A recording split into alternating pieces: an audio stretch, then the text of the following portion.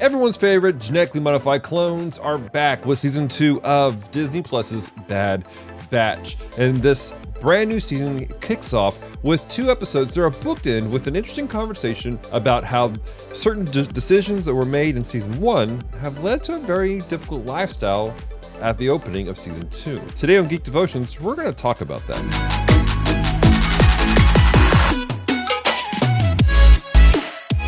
Hello, Devoted Geeks, and welcome to Geek Devotions, a show from Devoted Geeks who are devoted to letting you know you're loved. I'm Dallas. I'm so glad you guys have hit the play button. If you're new to our show, we take geek, pop culture items like movies, video games, and comic books, and we use them to let you know you're loved. So if you don't watch past this moment, know this: we love you, care about you. There is a plan and a purpose for your life.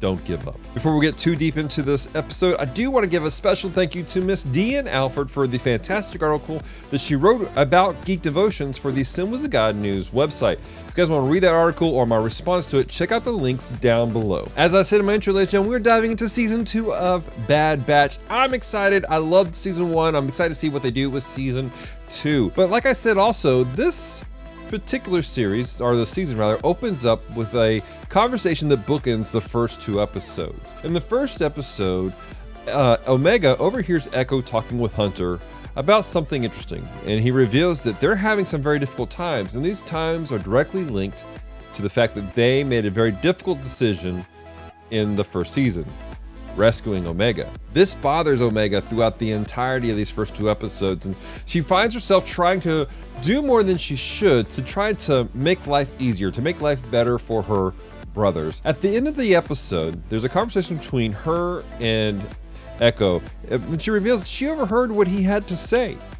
At which point he says something very clear to her that is, to me, the best thing you can say, and that simply is this: sometimes doing the right thing isn't always the easiest. For them, rescuing Omega was not an option. It was the right thing to do. They needed to rescue their sister.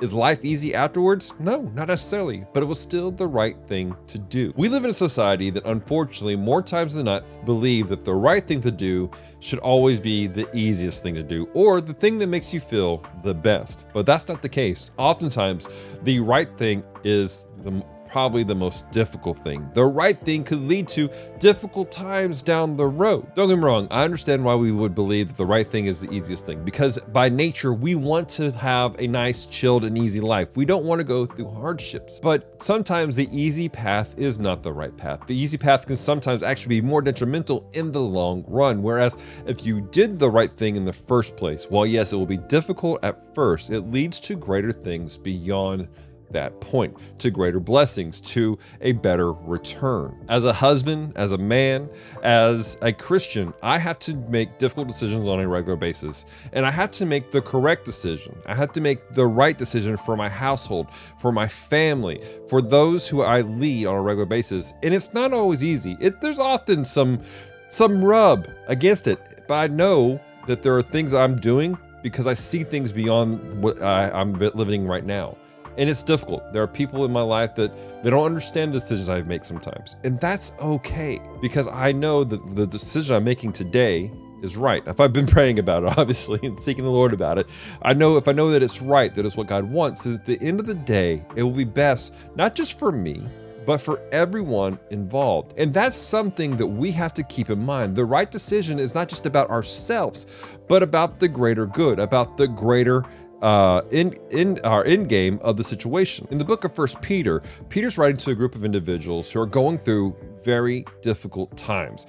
They're struggling to do the right thing, because when they do the right thing, they're confronted and called out for it, and they're put down for doing these things.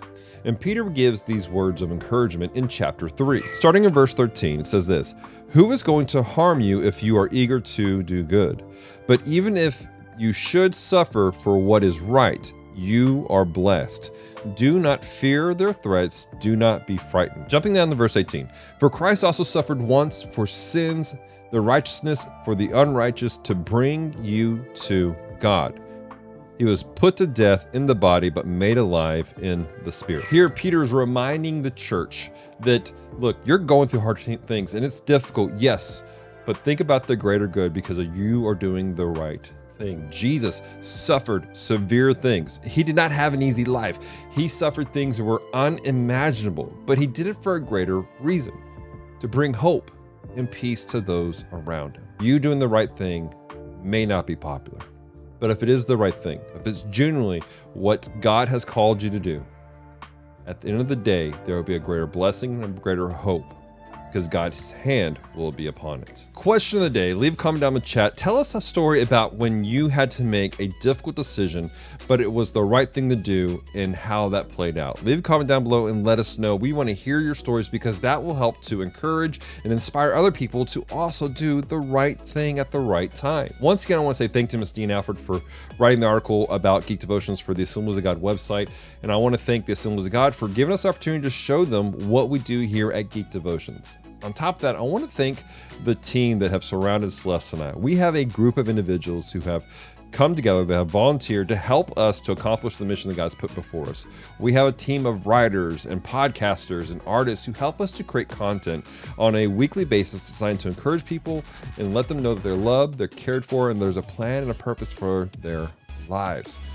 And so thank you guys so much to that team, and thank you especially to our devoted Patreon geeks. These are people who help support us financially on a month-to-month basis for as little as $1 a month. And if you would like to become a devoted Patreon geek, visit our website, geekdevotions.com, click the support page where you can see the various ways that you can help support what we do here. Lastly, I want to invite you guys to check out all of our social media platforms. We're on Facebook, Instagram, Twitter. We're on Discord. We're on Twitch. Come be part of what Geek Devotions is doing. Be part of our community. Take part in the lives of these other devoted geeks. Pray with each other, encourage each other, geek out about different things. Why? Because that's what the body of Christ is for, and that's what we do here at Geek Devotions. We geek out and love each other. So, that being said, ladies and gentlemen, until next time, stay devoted, peace and love.